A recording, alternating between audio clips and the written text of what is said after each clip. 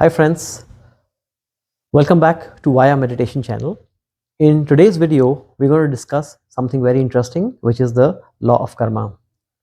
Very often, the law of karma is understood in a very simplified manner, rather oversimplified manner. A popular interpretation of law of karma is that it's like an account where all the good and the bad is put together, and based on your net balance, you get rewarded or you get punished. See, this thing obviously is too childish to be totally true, but it does have a value at a certain level. The level one, I think it is useful from a morality perspective. Like if there is a robber, if there's a thief, at a gross level we have the police and we have the law and order to catch the culprit, but that's at a gross level. On a subtle level, there can be concepts like these that can be attributed for a better moral behavior. This is one part of the story, which is level one. Now let's get to the second aspect of it, which is a more deeper aspect, which is the the law of the universe. So if you see that things happen all the time and everything does not happen because of karma, that's how things are. There is sea, there could be cyclone. You're on a beach and there can be a tsunami. Now, not all of these things are happening because of your karma. You can be in a nightclub and someone comes and starts shooting and you could be shot. So it is not just that everything that you get in life is a result of past karma, not at all. If that was the case, then there's nothing to do anything in life. And everything is just happening as a resultant action. But reality is things are happening all the time, and people are also creating fresh karmas. Like the shooter, he shot 20 people, and obviously it's something new that he has created in his account. But in the second interpretation, what is important to understand is that whatever we do, whatever our karma is, it does create a sanskar, which means whatever we do does change what we become.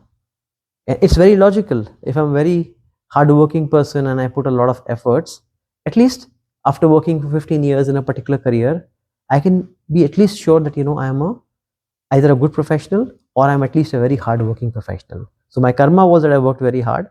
I may not be hugely successful. There could be many reasons for that, but I can surely be assured of the position that I'm a hardworking professional after putting 15 years. So our karmas do create sanskar. Like in Adi Granth, which is the sacred book of the Sikhs, it starts with Guru Granth. It starts with Japji Sahib, the famous spiritual poem of Guru Nanak. He says at one place, "Kar kar karna likh le ja, Nanak hukmi abo ja," which means that do your actions and take the frequency with you, and then you come back on the same frequency. Now this obviously has truth in it, which means, like someone said, I don't remember the name of the person, but someone said this something very beautiful. He says, the arc of the moral universe may be long, but it bends towards justice. So karmas do create sanskaras, and based on the sanskaras, obviously, we do get rewarded or punished. But ultimately, what we're trying to say here is, my today kind of creates my tomorrow. So my karmas create my sanskar, which can probably result in what happens. So these are the first two aspects of the law of karma. But in this channel, we try to look at things from a spiritual depth, how as a meditator or how as a mindful person, we can use any law to our best advantage. Now I'll come to the third level of the law of karma, which in my opinion is the spiritual realm of it. So the most important thing in a law of karma is actually a correlation between the action and the actor. Like what is done and who is doing it. Like Gurdjieff would say, if someone had asked one question to Gurdjieff about karma, and he says, karma of what? Most men are machines, they are robotic, they are sleepwalking through life. They are like machines. How can machines have karma? There can be karma if you are a man, which means you are already mindful, you're making an attempt to be conscious. Then you can have a karma, because now you are partly awake. You're not fully awake, you're not awakened, but you're getting glimpses of what is being awake like. So in this case, it's very important to understand that as long as there is a doer whose foundation is wrong, probably the actions will be wrong. If the foundation is weak, the building cannot be strong.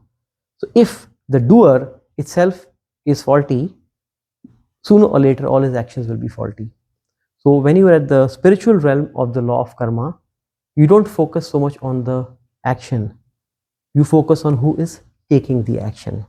Let me give you another example, which say, example, I have a house here. I bought some things 2 years ago. I bought something last week. I bought something today, and I will buy something tomorrow. And if tomorrow night this house will catch fire, then what will get burned? Assuming the fire ravishes the whole house, what will get burned?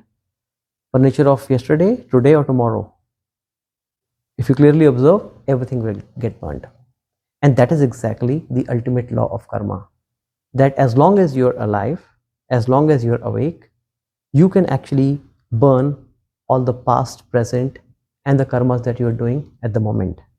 And that is exactly, as a spiritual seeker, why we should be interested in law of the karma. It really does not matter what my statement of account is at the moment, because there's no way to verify it. If I have to pay my credit card statement or credit card bill or auto loan bill, I can take a statement and I can exactly know how much is outstanding. But when we're dealing with this fuzzy account which we don't know, we don't have to worry about that statement at all. What we have to be assured about is that we can burn everything that is there in the past or that is there in the present. And that is exactly the use of the law of karma, which means as we become devoid of our identifications, desires, and fears, when we become nothingness, our karma will be nothing. And that is exactly the whole game. Like Guru Nanak said, take your action and take your frequency with you and come back. If you are nothing already enlightened, if you are nothing, how can there be any action? And how will you come back? So that is the ultimate interpretation of the law of karma.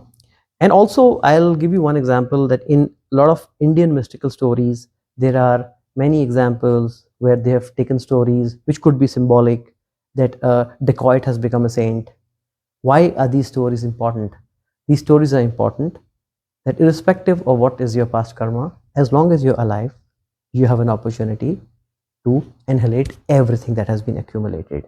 And this is exactly, as a spiritual seeker and as a meditator, we should focus on. So the third level is the ultimate aspect, and that is the only aspect we should give our main focus to. And 1 and 2, of course, we understand the morality part. And yes, if we're not enlightened and we have to come back, then obviously we'll come back at the frequency that we left. But as long as you are meditating, you're obviously burning your karmas. And as you go deeper, you will realize it yourself. Thank you for watching. Please subscribe.